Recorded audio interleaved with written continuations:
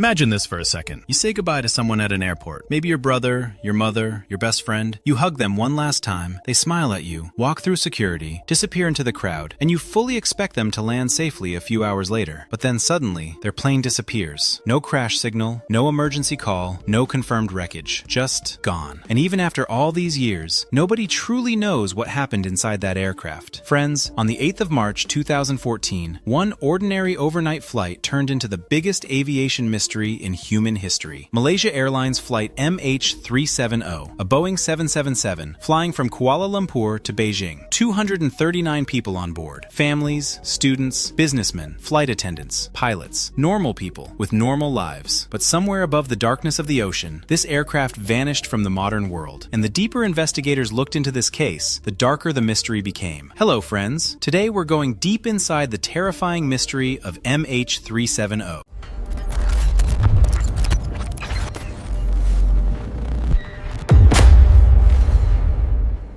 The story begins at Kuala Lumpur International Airport. It's late at night. The airport is still busy. People are rushing toward gates, dragging luggage, checking passports, buying coffee before long flights. Somewhere inside Terminal M, passengers of MH370 are boarding the aircraft. Security footage later shows everything looking completely normal. Some passengers are smiling, some look tired, some are texting family members before takeoff. Nobody knows that these videos will become the final images ever recorded of them alive. Inside the cockpit sat Captain Zahari Ahmad Shah, 53 years old, one of the most experienced captains in Malaysia Airlines. Thousands of flight hours. Aviation wasn't just a profession for him, it was almost an obsession. He even had advanced flight simulator systems at home. Sitting beside him was First Officer Fariq Hamid, only 27 years old, still completing his final training hours before becoming fully certified. For him, this should have been just another routine training flight. At exactly 12:42 a.m., the aircraft pushes back from the gate. Engines start roaring softly. The Boeing 777 slowly moves toward the runway, and a few moments later, MH370 lifts into the night sky. At first, everything is completely normal. The aircraft climbs smoothly to cruising altitude. Weather conditions are clear. Communication with air traffic control sounds routine. No panic, no technical issues, no sign of danger. In fact, if you listen to the cockpit recordings released publicly, it sounds like one of the most ordinary flights imaginable. And then comes the sentence that would later become one of the most haunting lines in aviation history. Good night, Malaysian 370. These were the final confirmed words ever spoken from the aircraft, because only minutes later, the plane disappeared. Now here's where things become disturbing. At around 1:21 a.m., just after entering Vietnamese airspace, MH370 suddenly vanished from civilian radar screens. Gone. Instantly. No mayday call, no emergency signal, nothing. Initially, controllers in Kuala Lumpur didn't panic because they assumed the aircraft had simply moved into Vietnam's radar zone. On the other side, Vietnamese controllers thought the plane had suddenly disappeared before properly entering their radar coverage. Both sides tried contacting the aircraft repeatedly. No response. Minutes passed. Still nothing. And slowly, confusion turned into fear. What makes this even more shocking is the delay in emergency response. According to aviation protocol, rescue coordination centers should have been alerted quickly. But in this case, hours passed before a full emergency response officially began. By the time authorities realized something catastrophic had happened, the aircraft had already been missing for hours. Meanwhile, families in Beijing were waiting at arrival gates. Imagine the emotional chaos there. People checking screens again and again, looking at clocks, calling phones that suddenly stopped responding, airline staff trying to stay calm while internally panicking themselves. And then, global news channels exploded. A Malaysian Airlines flight carrying 239 people has disappeared. Friends, planes are not supposed to disappear, especially not a Boeing 777. These aircraft are engineering giants. Multiple communication systems, backup systems, satellite connections, radar tracking. Modern aviation is designed specifically so that aircraft can never simply vanish. But somehow, MH370 did exactly that. At first, investigators believe the aircraft probably crashed somewhere in the South China Sea. Search operations immediately began there. Massive international efforts. Ships, aircraft, military resources from several countries. Everyone searching the ocean. But days passed. Nothing nothing was found. No oil slicks, no debris, no bodies. And then, 4 days later, investigators discovered something that completely changed the entire case. Military radar data showed that MH370 had actually continued flying after disappearing from civilian radar. Not only that, the plane had turned around. Instead of continuing toward Beijing, the aircraft made a sharp turn back across Malaysia and flew westward toward the Strait of Malacca. Think about how insane this realization was. While the entire world believed the plane disappeared somewhere near Vietnam, it had secretly changed direction and continued flying for hours. This was the moment when investigators realized was probably not a simple accident. Then, another terrifying detail emerged. The aircraft's transponder had been manually switched off. Now, what is a transponder? Think of it like the aircraft's electronic identity card. It constantly tells radar systems, "Here I am." If the transponder disappears, the plane becomes much harder to track. And investigators concluded this system was not destroyed accidentally. Someone intentionally disabled it. Now suddenly, the mystery became global obsession material. Hijacking theories exploded. Pilot suicide theories exploded. Terrorism theories exploded. Conspiracy theories flooded the internet. But the deeper investigators went into the evidence, the stranger the story became. Satellite data later revealed something absolutely terrifying. Even though normal communication stopped, the aircraft still attempted automated satellite handshakes for several more hours. These were tiny electronic pings automatically exchanged between the aircraft and communication satellites. The plane attempted these handshakes 7 times, and these 7 pings created one of the most famous concepts in aviation mystery history, the 7th arc. Now this part is fascinating. Scientists realized they could estimate the aircraft's possible location by analyzing satellite communication timing and angles. They couldn't pinpoint the exact position, but they could create giant arcs showing where the aircraft might have been during each satellite handshake. And the final handshake, the 7th arc, suggested something horrifying. MH370 had continued flying for nearly 7 hours after disappearing. 7 hours. Imagine that. A giant passenger aircraft silently flying through darkness above remote oceans, while the world had absolutely no idea where it was. And nobody knew what was happening inside that cabin. Were passengers aware? Were pilots conscious? Was there panic? Was everyone already unconscious? Nobody knows. And that uncertainty is exactly what makes this mystery psychologically terrifying. Because normally, aviation disasters happen quickly. There's impact, there's wreckage, there are answers. MH370 gave the world nothing except silence. Investigators began examining every possible explanation. Naturally, attention quickly shifted toward Captain Zahari Ahmad Shah. Reports emerged that investigators had found unusual flight paths on his home simulator, routes vaguely similar to the aircraft's final suspected direction. The internet instantly exploded. The pilot did it. But reality wasn't that simple. Friends and family described Zahari as intelligent, calm, respected, and deeply passionate about flying. No major financial issues, no obvious warning signs, no confirmed mental instability, and importantly, no direct evidence proving suicidal intentions. Still, people kept asking one terrifying question. If the captain was innocent, then who turned off the transponder, and why? Then came another major theory, hypoxia. This theory suggests a catastrophic loss of cabin pressure may have slowly deprived passengers and crew of oxygen. In aviation, oxygen deprivation can become deadly very quickly. People become confused, disoriented, eventually unconscious. According to this theory, pilots may have attempted to turn back toward Malaysia after noticing a serious malfunction, but before they could fully respond, oxygen levels dropped and everyone on board lost consciousness. Meanwhile, the aircraft continued flying on autopilot. Honestly, this theory feels terrifying because of how realistic it sounds. Imagine sitting inside that cabin. Maybe passengers first noticed something small. Maybe masks dropped from the ceiling. Maybe crew members rushed through aisles trying to help. Maybe confusion spread quietly. And then, slowly, silence. A ghost plane drifting above endless, dark ocean. This theory would also explain why the aircraft continued flying for hours without communication until fuel exhaustion eventually caused it to crash somewhere deep inside the southern Indian Ocean. And that ocean is unbelievably remote. We're talking about one of the least explored places on Earth. Massive underwater mountains, volcanoes, cliffs, extreme depths. Some regions are deeper than Mount Everest is tall. Finding wreckage there is like searching for a needle in a planet-sized haystack. Still, search operations continued for years. This became the most expensive aviation search in human history. Ships scanned the ocean floor using sonar systems. Underwater drones mapped terrain nobody had ever properly explored explored before. Billions of dollars were spent. And yet, nothing. Eventually, years later, debris finally started washing ashore on islands across the Indian Ocean. A wing fragment called a flaperon was discovered on Réunion Island near Madagascar. Later, additional fragments were recovered from different locations. Investigators confirmed these pieces belonged to MH370, meaning one thing became certain: the plane had crashed. But where exactly? How exactly? Why exactly? Still unknown. And that's the horrifying